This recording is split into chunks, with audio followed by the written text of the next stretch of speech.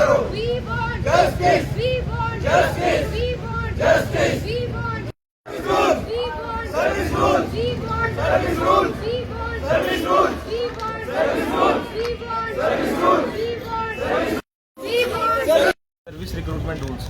जैसा कि आप सबको पता है कि हर डिपार्टमेंट के अपने अपने सर्विस रिक्रूटमेंट रूल्स होते हैं। उसमें गेस्टेड स्टाफ भी आता है और नॉन गेस्टेड स्टाफ भी आता है। लेकिन बड़े अफसोस के साथ कहना पड़ रहा है कि हमारे जितने भी नॉन गेस्टेड स्टाफ हैं जो 5 मेडिकल कॉलेज में रिक्रूट हुए हैं 2019 में, उनके अभी तक service recruitment rules health and medical education द्वारा फाइनलाइज नहीं किए गए।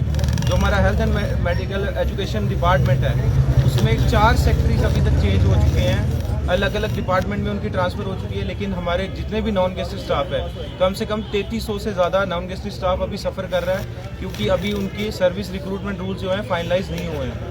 सर्विस रिक्रूटमेंट रूल्स ना होने की वजह से हम एक ही पोस्ट पे जब से लगे हुए हैं उसी पोस्ट पे काम कर रहे हैं और ना हमारी कोई प्रमोशन हो रही है, ना हमारे 5 न्यू जीएमसी में कोई भी रिक्रूटमेंट नई वाली हुई है, ना जेकेएसएसबी ने उसके बाद कोई परमानेंट रिक्रूटमेंट निकाली है।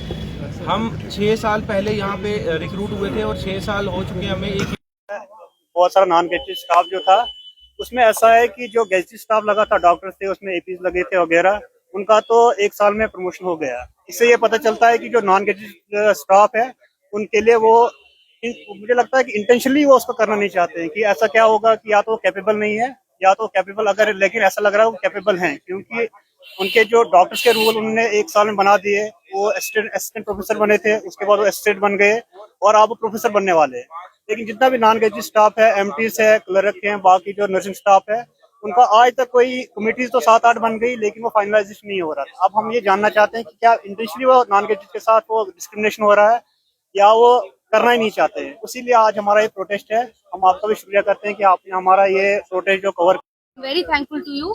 हम यहाँ पे इसलिए बैठे हैं एज अ पीसफुल प्रोटेस्ट, हम इसलिए कर रहे हैं अपनी आवाज, इसलिए कि हमने बहुत कोशिश की है डॉक्यूमेंट्री और एक वेरीफाई वे में, एक जो एक रेगुलाइज वे में हमने अपनी बात एडमिनिस्ट्रेशन तक या गवर्नमेंट तक पहुंचाने की बहुत कोशिश की, हेल्थ एंड मेडिकल एजुकेशन तक, कि हम भी हैं, कोई एम्प्लॉय हैं जिनको आपने 6 साल पहले जब जीएमसी बनाया था, जीएमसी की बेस है हम लोग। हमें तो ये लगता था कि हम लोगों को तो अप्रिशिएट किया जाएगा, क्योंकि ऐसी कैसे कैसे एरियाज में आपने जीएमसी दी है और कितना ओवरबर्डन एरिया है यहाँ पे, और न्यू आए दिन यहाँ पे न्यू डिपार्टमेंट्स बनाए जा रहे हैं। सबसे पहले तो मैं ये बात करूंगी मैन पावर की, कोई भी जो है परमानेंट या टेम्परेरी कोई भी कॉन्ट्रेक्चुअल रिक्रूटमेंट नहीं निकली है हमारे पास, जिसकी वजह से स्टाफ जो है बहुत ओवरबर्डन है।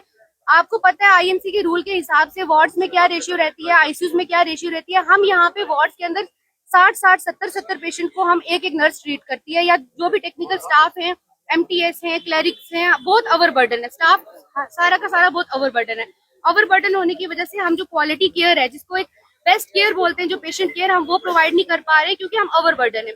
दूसरी बात ये है कि गेजेटेड और नॉन गेजेटेड स्टाफ, हमें कोई गेजेटेड स्टाफ से प्रॉब्लम नहीं है, बट ये है कि अगर उनकी प्रमोशंस का ध्यान हमारी गवर्नमेंट को रहता है तो नॉन गेजेटेड स्टाफ कोई ऐसे ही थोड़ी ना है। हमारी प्रमोशंस ड्यू है, हमारे लिए इनने कोई सर्विस रूल नहीं अब तक बनाए, जो टोटली अनएक्सेप्टेबल, और हम बहुत फ्रस्ट्रेशन में इस टाइम पे, बट स्टिल हमने पेशेंस रखा है। 6 साल हो गए हम लोगों को जॉब करते हुए। हम गवर्नमेंट से, हमें हेल्थ एंड मेडिकल एजुकेशन से यही रिक्वेस्ट करेंगे, जल्दी से जल्दी हमारे रूल्स को फाइनलाइज किया जाए, हमारी जो प्रमोशन से ड्यू हमें वो दी जाए और मैन पावर को बढ़ाया जाए।